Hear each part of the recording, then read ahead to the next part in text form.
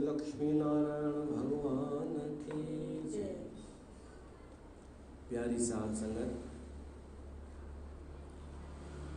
भजो नारायण नारायण, जय जय नारायण नारायण। भगवान जी स्तुति करे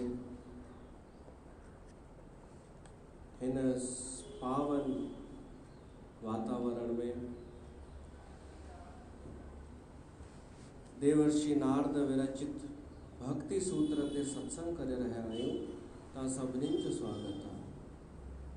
6 नंबर सूत्र, यज ज्ञात्वा मतो भवति स्तब्धो भवति आत्मा रामो भवति। भक्ति जी ॻाल्हि पे थी हले। 6 नंबर सूत्र में अचे थो,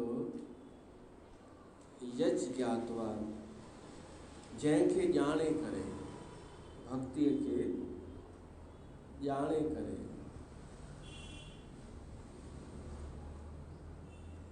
ईअं तो अखर लगे ॼण ज्ञान जी ॻाल्हि थी अचे, पर भक्ति जो ज्ञान आहे हिते। भक्ति जो ज्ञान, ॿियो को ज्ञान न, ॿिए कंहिंजो ज्ञान न प्रकृति जो, न संसार जो, न कुछ। भक्ति छा है उन जो ज्ञान। को जलेबी जी गुंजाइश कान्हे हिते। जेको समझी ॼाणे तो वठे कि भक्ति छा है। हिकु थींदो आहे कि जीअं तव्हां भक्ति सूत्र ते सत्संग ॿुधी रहिया आहियो ऐं तव्हां समझी भी रहिया आहियो, सुठो भी तो लगे। इहो थियो ॼाणणु, मथां ॼाणणु। पर एक थियो अनुभव। मथा मथा ॼाणण भी सुठो आहे। तां देवर्षि नारद जे इन्हनि भक्ति सूत्रनि में केवल अची सत्संग ॿुधो ऐं ॿुधी वठो कि जिन भक्ति कई आहे उन्हनि खे छा छा हासिल थियो आहे, बस ॿुधी वठो त भैया त जानकारी रहंदी कि भक्ति चइबो कंहिंखे आहे। पोइ इहो त अहसासु थींदो कि मूं में आहे या कान्हे इहा भक्ति। इहा बि वॾी ॻाल्हि आहे। न त ॾाढा त पंहिंजो पाण खे भगत बि सम्झंदा आहिनि। पोइ ही लक्षण ॿुधण खां पोइ इहो भ्रम दूर थी वेंदो कि मां भगत छाजो, मां या त व्यापारी या त स्वार्थी हुउमि, उनखे भक्ति चवंदो हुउमि। त ॼाणण जी बि महिमा आहे कि भक्ति छा आहे। कॾहिं न कॾहिं कमु ईंदी। सत्संग जी त हर ॻाल्हि संभाले रखी छॾणु खपे। कॾहिं न कॾहिं किथे न किथे कमु ईंदी। बाबा जन हिकु कथा ॿुधाईंदा हुआ कि हिकिड़ो ब्राह्मण हो, पंडित हो। उन पंडित पंहिंजे पुट जी छठी ॾिठी त छठीअ में लिखियल हो ही चोर थींदो वॾो थी करे। त ब्राह्मण पूरो प्रयास कयो हिनखे पंडित ठाहिण जो। रोज़ ज्ञान जूं ॻाल्हियूं ॿुधाईंदो हुअसि, बचपन खां माहौल ओड़ो ॾियण जी कोशिशि कंदो हुअसि, यादि कराईंदो हुअसि। विशेष इन ते सेखारींदो हुअसि कि चोरी करण जो छा फल मिलंदो आहे।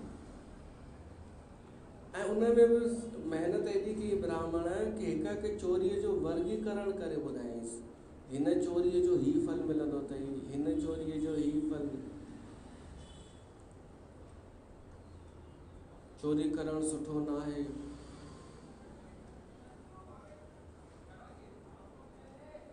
हाणे जॾहिं वॾो थियो उहो छोकिरो, इन जो पीउ गुज़ारे वियो। इन ब्राह्मण छोकिरे बि शादी कई त हिनखे कमु हलेसि कोन पियो। लॉकडाउन में ब्राह्मण जो बि न पियो हले। हालांकि हींअर त हली रहियो आहे ब्राह्मण जो, लॉकडाउन में वधी वियो आहे। बाक़ी उन जो कंहिं कारण सां बंदि थी वियो ऐं ज़िम्मेदारी अची वियसि घर में। ॿियो कुझु उपाय न सूझियसि ऐं संगत अहिड़ी मिली वियसि चोरनि जी जो हिन निश्चय कयईं मां चोरी कंदुमि। राजा वटि पहुची वियो, राजा जे महल ताईं पहुची वियो। पर जीअं ई चोरी करण लाइ हथ अॻियां वधाए त पंहिंजे पीउ जी ॻाल्हि यादि अची वञेसि कि स्वर्ण चोरी करण जो हीअ सज़ा मिलंदी आहे, त वापसि रखी छॾे। पैसा चोरी करण जो ही दंड मिलंदो आहे, वापसि रखे। सभु शयूं खणे वापसि रखे। ईअं सुबुह अची थियो। ऐं अॻे ज़माने में छा हूंदो हो, राजा खे निंड मां उथारण जो बि हिकु आयोजन थींदो हो। उहे ॻाइण वारा नियुक्त हूंदा हुआ जंहिंसां अलार्म लॻायूं था, पर उहो थोरो असांखे कर्कश लॻंदो आहे अलार्म। राजा जे लाइ उहे वृंद गान करण वारा हूंदा हुआ। गुरुनि जे ज़माने में भाट हूंदा हुआ। इहो भांग में ईंदियूं अथव कथाऊं। भाट हूंदा हुआ, भट भट एक अरदास भाट की रत की। उहे ॻाए करे गुरुनि खे उथारींदा हुआ। उहे अॼु बि अमृतसर में अगरि तव्हां कॾहिं सवेल टीवीअ ते ॾिसो या मोबाइल में लाइव, त गुरु ग्रंथ जे अचण खां पहिरीं भाट वाणी उचारण कंदा अथव। इहो भाट उहे ई आहिनि जेके गुरुनि जे ज़माने में हुआ। उन्हनि जी पीढ़ी दर पीढ़ी इहे हलंदा आया आहिनि अञा ताईं। उहे ॻाईंदा आहिनि। त राजा खे उथारींदा हुआ। रामचरित मानस में भी दशरथ जे लाइ आयो आहे। सुरीला सुंदर स्त्रियों, डांस भी करण वारियूं ऐं मधुर संगीत ॻाइण वारा गायक ऐं साज़ भी मधुरता सां वॼाए करे राजा खे उथारींदा हुआ। पाण वटि भी ऑप्शन आहे। असां मोबाइल में सेट करे छॾियूं कि मूंखे हिन टाइम ते ही गानो वॼाए करे उथारियो वञे, तो सेट करे सघो था, उहो गानो वॼंदो, उथी वञिजो। या जेका शइ जंहिंमें रुचि हुजे उहा शइ असांखे कोई कन में चए, लोभी हुजे त हुनखे कन में पैसनि जो जिक्र करे उथारियो वञे, जंहिंखे जंहिंमें रुचि हुजे। पर इहा व्यवस्था हुई, छो त राजा खे कमु करणा हूंदा हुआ ॾाढा, त उथारण जी व्यवस्था।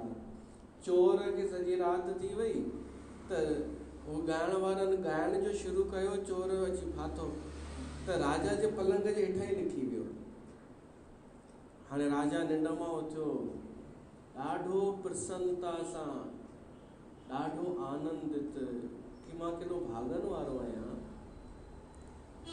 कि मूंखे एॾा सुख सुविधाऊं मौजूदु आहिनि, मुंहिंजे उथारण जी बि व्यवस्था आहे, मूंखे उथारण जे लाइ बि व्यवस्था आहे कि सभु मूंखे उथारींदा आहिनि, मुंहिंजा सेवक मधुर आवाज़ में। इहो जोर सां मुख में चवणु लॻो राजा, मां भाग्यशाली आहियां, मूंखे ही सुख मौजूदु, ही सुविधाऊं मौजूदु। त जेको हेठि चोर वेठो हो उहो ॿुधे पियो, उहो मोड़ा ॾियणु लॻो। राजा जॾहिं 2 दफ़ा चयो, पंहिंजी तारीफ़ करणु लॻो त हिन खां रहियो न वियो, त हिन बि चई ॾिनई, हा इहो सभु अथई जेसिताईं अखियूं बंदि न थियूं थियई, जेसिताईं मृत्यु न थी अचई तेसिताईं। ही ब्राह्मण त हो न, पीउ जी शिक्षा केॾां वञे, त उहो निकिरी आयो ॿाहिरि, जेको ॿुधो हुअईं, जेको यादि हुअसि कि उहो एसिताईं ताईं जेसिताईं मृत्यु न आई अथई। राजा चई केरु आहे? आकाशवाणी कान्हे, हेठां वाणी आई आहे, पाताल वाणी। ही केरु थो ॻाल्हाए? सॾु कयईं सिपाहियुनि खे, अचो। सिपाही आया त हिन चोर सोची हाणे त निकिरणो ई पवंदो, त इहो बि निकिरी ॿाहिरि आयो, चयईंसि मां आहियां, चोरी करणु आयो हुअसि। त राजा चयईंसि छो न कई? चयईंसि छो त मुंहिंजे पीउ जेका मूंखे शिक्षा ॾिनी मूंखे यादि पई ईंदी वञे। राजा हिकदमि वाइड़ो थी वियो, केॾो ज्ञानी पंडित, पोइ चोरी करणु छो आहे? चयईंसि मजबूरी हुई, लॉकडाउन लॻी वियो हो, धंधा कोन पिया हलनि ऐं मूंखे मुंहिंजी धीउ जी शादी कराइणी हुई। पोइ त राजा हुनखे इनाम दान ॾिनेसि, घणी नौकरी वोकरी ॾिनेसि, पंहिंजो पुरोहित ठाहियसि। इन मां शिक्षा इहा थी मिले कि सत्संग जी ॿुधल ॻाल्हियूं कॾहिं न कॾहिं किथे न किथे कमु ईंदियूं आहिनि ऐं कल्याण ई कंदियूं आहिनि। केवल ईअं कमु न ईंदियूं आहिनि कि कोई संसारी स्वार्थ सिद्ध थिए, कल्याणकारी थींदियूं आहिनि। त भक्ति हिते तव्हां ॿुधी रहिया आहियो सूत्र, यज ज्ञात्वा जो अर्थ आहे कि ॼाण ई हुजे कि भक्ति छा आहे, असांखे ख़बर ई हुजे त बि वॾी ॻाल्हि आहे।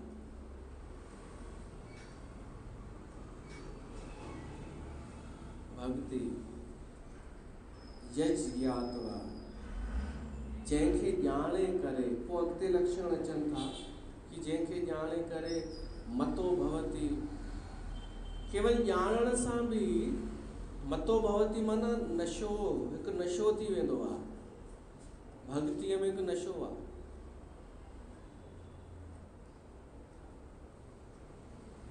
केवल ॿुधी करे बि, भक्तीअ बारे में ॼाणे करे बि हल्को थियो अथव या न हिननि 2 ॾींहंनि में नशो?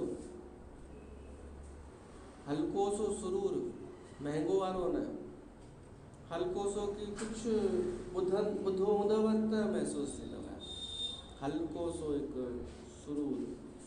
ऐं असली नशो तॾहिं आहे जॾहिं इहा भक्ति असांजे जीवन में अचे, असांजे हृदय में उतरे, पोइ अहिड़ो मत थी वेंदो,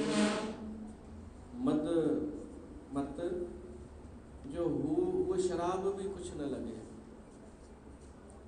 सांसारिक शराब त हिकु त महांगी, पैसा बि ॾे ऐं जेॾी महिल उहो अनशंड ॻाल्हाईंदो आहे त बर्दाश्त खां ॿाहिरि थी वेंदो आहे।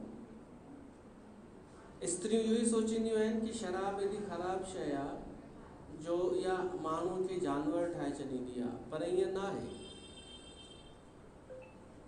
शराब जो कमु आहे माण्हूअ खे ओरिजिनल ठाहिणु, जेको हुनजे हृदय में आहे सो ॿाहिरि कढणु। त किन जे हृदय में सुठी भावना भरियल आहे उहा निकिरी ईंदी आहे पीअण खां पोइ, ऐं कंहिंजे अंदरि कचिरो ई भरियल आहे, द्वेष ईर्ष्या, उहो निकिरी ईंदो आहे। शराब त बहानो आहे, जेको आहे अंदर में सो ॿाहिरि निकिरी ईंदो आहे। दिमाग़ खे ब्रेक लॻी वेंदी आहे, दिमाग़ साइड थी वेंदो आहे। इहो ई कमु भक्तीअ में थींदो आहे। भक्तीअ में दिमाग़ जो कोई कमु कोन्हे। होश वालों को खबर क्या, बेखुदी क्या चीज़ है, इश्क कीजिए और फिर समझिए ज़िंदगी क्या चीज़ है। समझदारनि जो कोई कमु कान्हे हिते, गणित विहारण वारनि जो कोई कमु कान्हे भक्ति मार्ग में। हिते आहे छलांग मारणी, ॿुॾी वञिणो आहे, डूबना है। उहा न दरिया में डूबना है, इश्क क्या है, डूबना है। हिते थोड़ी जेको माण्हू तरणु सिखणु चाहे, टुॿी हणणु चाहे, पर पाणीअ खां ॾके ऐं पूरी व्यवस्था रखे कि घणा फुट गहरो आहे ऐं मां मतिलबु सुरक्षित बि हुजां, उहो कोन टुॿी हणी सघंदो। हिसाब किताब करण वारनि जो, गणित विहारण वारनि जो भक्तीअ में कोई कमु कोन्हे। होशियार थोड़ी डूबंदो आहे, होशियार त बची वेंदो आहे, ऐं जेको बची वेंदो सो भक्ति न करे सघंदो। त मदहोश हिकु नशो थी वेंदो आहे जंहिंमें कोई ख़र्चो न लॻंदो आहे, कुझु ख़र्च न।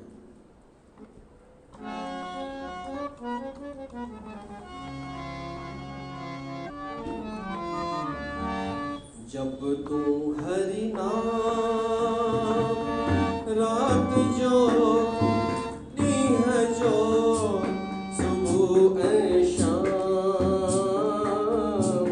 जब वे ही नाम सुबह ऐं शाम, जब वे ही नाम, जब तू हरि नाम रात जो दीह जो सुबह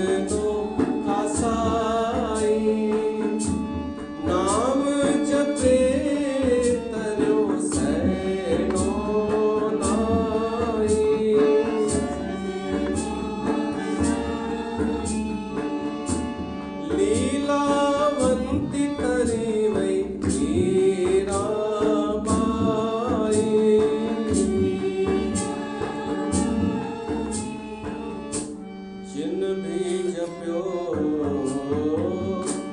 मिठड़ो नाम तिन सां मिलियो खुद आहे राम जप तू हरि नाम रात जो ॾींहं जो सुबुह ऐं शाम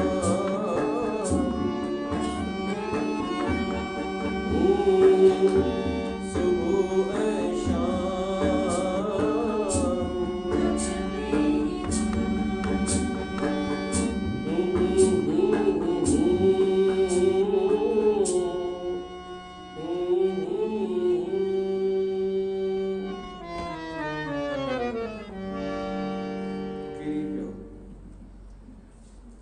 भगत ज्ञानी त कंध मथे करे हलंदो आहे, भगत नशे में हूंदो आहे।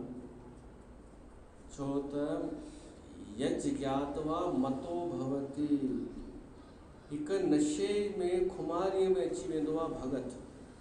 हुनखे न दुनिया जी हाणे परवाह हूंदी आहे, दिमाग़ कमु कोन कंदो आहे, चालाकी निकिरी वेंदी आहे, गुणा घटाओ जोड़ भाग निकिरी वेंदो आहे, मैनर्स नैतिकता माण्हू जी परवाह निकिरी वेंदी आहे।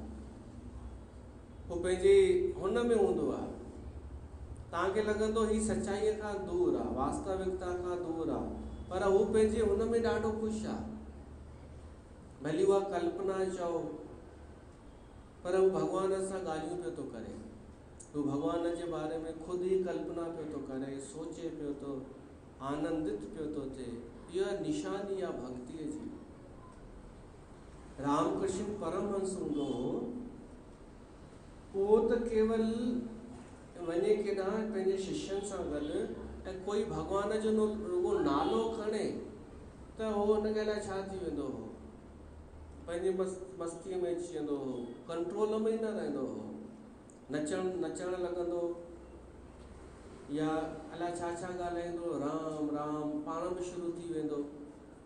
पोइ उन्हनि खे संभालणो पवंदो हो शिष्यनि खे, ऐं इहो बि ध्यानु रखंदा हुआ कि भाई असां केॾां वञूं गुरूअ सां गॾु त कोई भॻवान जो कीर्तन न करे, इहो ध्यानु रखंदा हुआ, न त हिनखे समाधि बि लॻी वेंदी हुई भॻवान जो नालो ॿुधी करे। ऐं रामचरितमानस में ईंदो आहे, सुतीक्ष्ण नाले हिकिड़ो तपस्वी भॻवान जे इंतज़ार में वेठो तपस्या पियो करे। जॾहिं राम आयो तो पागल थी वियो, हेॾां पियो भॼे होॾां पियो भॼे, डुकूं पियो पाए। राम अञा दर्शन कोन ॾिनो, पर हुनखे आभास थी वियो कि आस पास आहे किथे उहो। जरा सी आहट होती है तो दिल सोचता है कहीं ये वो तो नहीं। पुराणो गानो आहे, तुंहिंजे ज़माने जो न, कहीं ये वो तो नहीं। उन आभास में वो पागल थी वियो, सुतीक्ष्ण, हिकिड़े मदमस्त पागलपन चओ। हिकिड़े पागल में ऐं भगत में तव्हांखे समानता नज़र ईंदी। ॿाहिरां पागल बि कुझु ॻाल्हाईंदो, भगत बि कुझु ॻाल्हाईंदो, पर फ़र्क़ु आहे। पागल खे हुनजी गर्लफ्रेंड छॾे वई हूंदी आहे ऐं भगत खे पंहिंजो प्रियतम मिली चुको हूंदो आहे। या ईअं सम्झो कि जेको पागल आहे उहो सामान्य जीवन खां हेठि किरी चुको आहे ऐं भगत सामान्य जीवन खां मथे उथी चुको आहे। ॿई हिकु जहिड़ा लॻंदा तव्हांखे, पागल ऐं भगत। त भुल न कजो, कॾहिं भगत खे पागल न सम्झिजो ऐं पागल खे भगत बि न सम्झिजो। मथां चओ जेको ॿुधी आया आहियूं उहो हे आहे, उहो पुठियां न पियो वञे, चल हट। इहो ध्यानु न कजो। पोइ तॾहिं तव्हां पहचाने सघंदा जॾहिं तव्हां थोरी भक्ति कॾहिं कई हूंदी, अनुभव कयो हूंदव। त मतो भवति, हू त नशे में अची वेंदो आहे। वरी ॿियो लक्षण स्तब्धो भवति। स्तब्धो जो अर्थ आहे स्तब्ध, माना खंबे वांगुरु बीह रहे कोई, या चुप थी वञे, मौन थी वञे। कई ॻाल्हियूं तो लिखे देवर्षि नारद कि या त पागलनि वांगुरु हलचल कंदो, नशियलनि वांगुरु भॼ डुक कंदो, या वरी पी रहंदो, मौन थी वेंदो। ही मौन ॾाढो गहरो आहे, जीअं गौतम बुद्ध जो मौन, ही ॾाढो गहरो मौन आहे। गुरु नानक जो मौन, चुप्पी हीअ जेका आहे।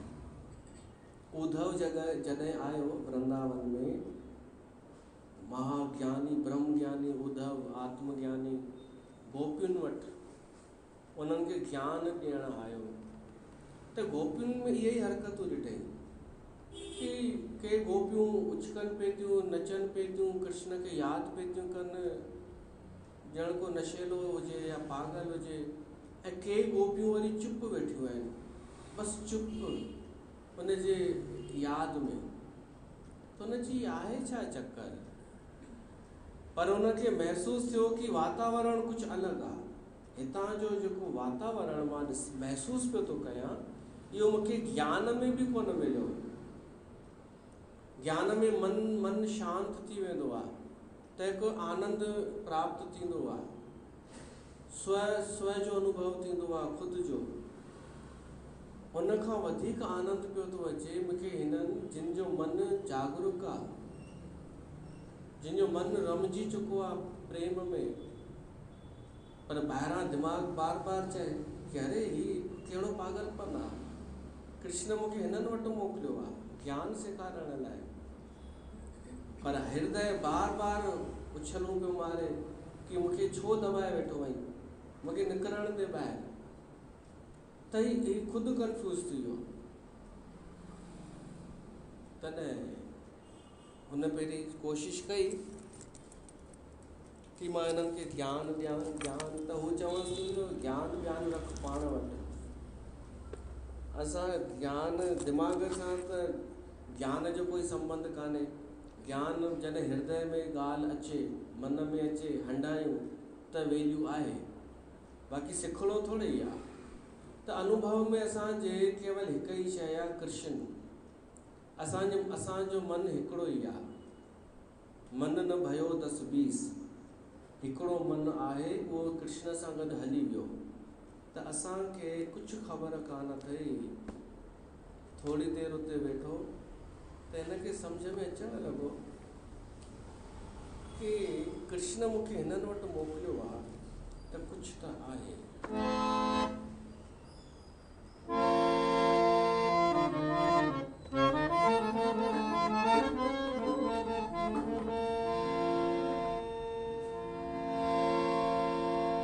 बनोगे राधा तब ये जानोगे कि कैसा प्यार है हमें ओ सांवरे, ओ सांवरे, ओ सांवरे, ओ सांवरे।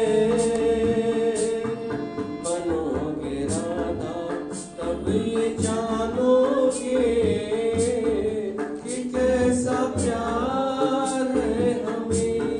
बनोगे राधा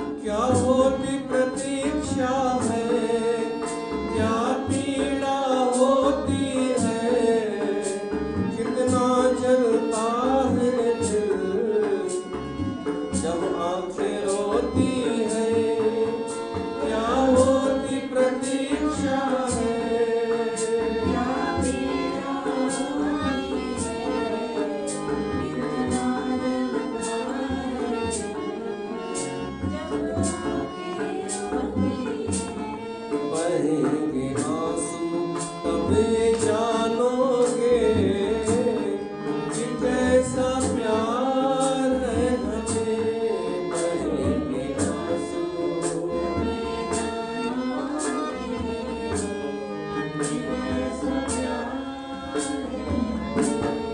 ओ सांवरे, ओ सांवरे,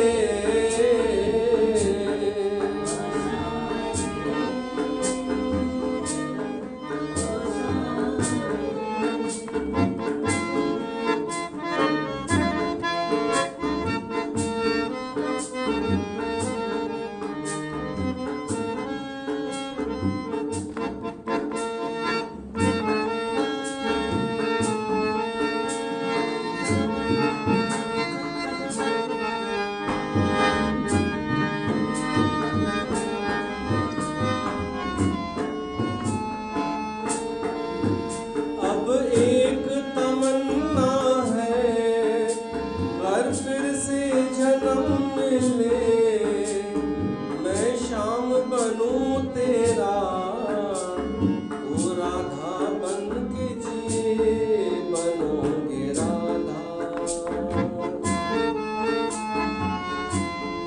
बनोगे राधा, तब ये जानोगे कि कैसा प्यार है हमें। ओ सांवरे, ओ सांवरे, ओ सांवरे, ओ सांवरे, ओ सांवरे, ओ सांवरे।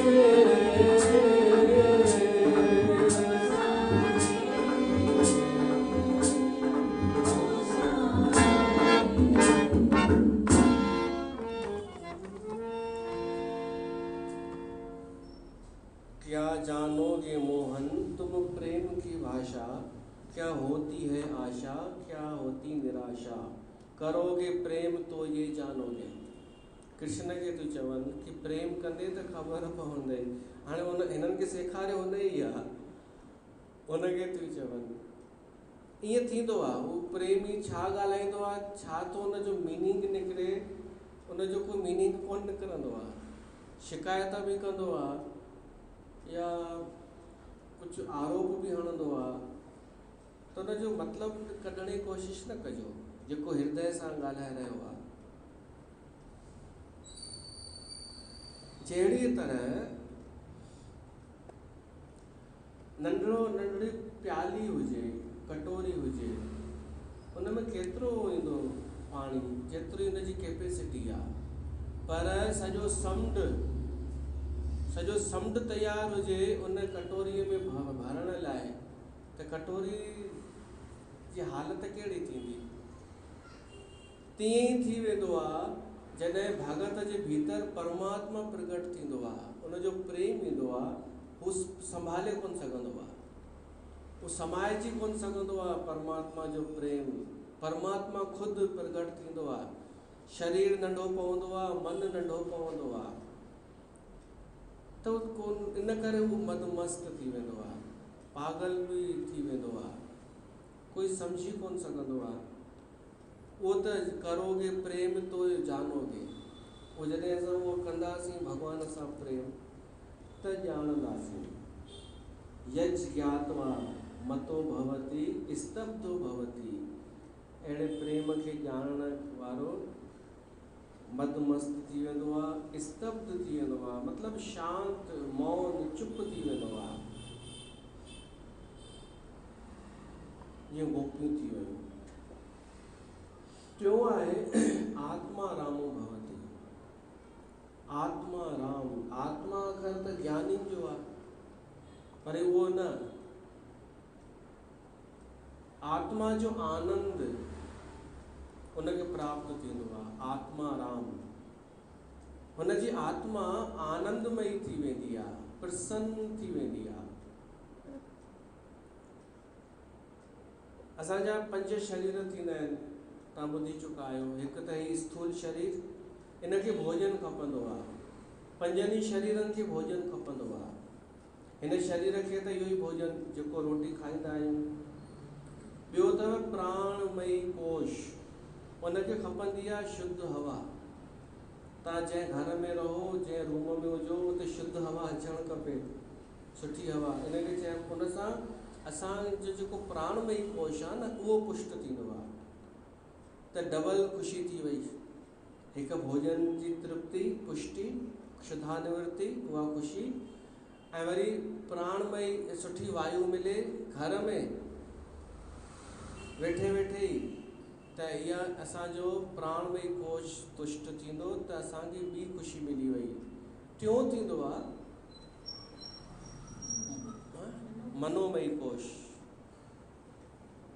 मनोमयी कोश, मन, असांजे मन खे कुझु मनोरंजन खपे, असांजो मन कुझु रंजन चाहींदो आहे।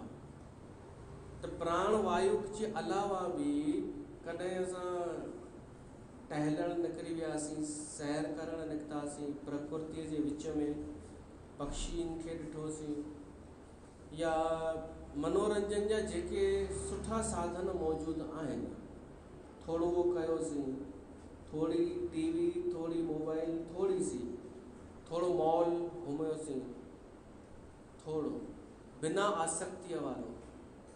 बिना आसक्तिअ जो घुमो त कोई दोष न आहे, बिना आसक्तिअ जे खाओ कोई दोष कान्हे। आसक्ति माना कि सुभाणे बि मूंखे मिले, इहा आहे आसक्ति। भई अॼु असां खाधोसीं, अंब खाधोसीं, ॾाढो मिठो सुठो लॻो, कोई बुराई कान्हे, पर तव्हां चओ हाणे सुभाणे बि खपे ई खपे, त इहा आहे आसक्ति। पर सुभाणे जी काई इच्छा न रखी आहे त काई बुराई कान्हे। त मॉल में अगरि असां थोरो मनोरंजन कयोसीं त असांजो मनोमयी कोश पुष्ट थींदो आहे, इहा टी ख़ुशी। चौथो आहे विज्ञानमयी कोश, उहो अञा भीतर गहरो आहे। जॾहिं असां प्रैक्टिकल थींदा आहियूं, प्रैक्टिकली असां धुकाई न थींदा आहियूं, असां प्रैक्टिकली जीअण लॻंदा आहियूं। विज्ञान माना प्रैक्टिकल, ऐं प्रैक्टिकल जीअण सेखारींदो आहे सत्संग। सत्संग असांखे सेखारींदो आहे कि तोखे कीअं ठहिणो आहे, ओरिजिनल जहिड़ो तूं आहीं। जीअं वैज्ञानिक खोज कंदो आहे, शोध कंदो आहे, एक्सपेरिमेंट कंदो आहे, त सत्संग सेखारींदो आहे तूं थोरो पंहिंजो पाण खे निखार, भीतर जेके शक्तियूं आहिनि से ॿाहिरि कढ, ॿिज ई न रहिजी वञनि, ॿिज वण ठहे। इहो करण सां असांजो विज्ञानमय जेको कोश आहे, उनखे भोजन मिलंदो आहे, ऐं उहो प्रसन्न थींदो आहे, उहो ख़ुशि थींदो आहे। आलसी माण्हू न करे सघंदो।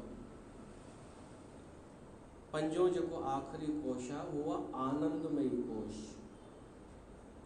जॾहिं तव्हां भक्ति कंदा आहियो न भॻवान जी, त आनंदमयी कोश खे भोजन मिलंदो आहे, ऐं उहो प्रगट थींदो आहे।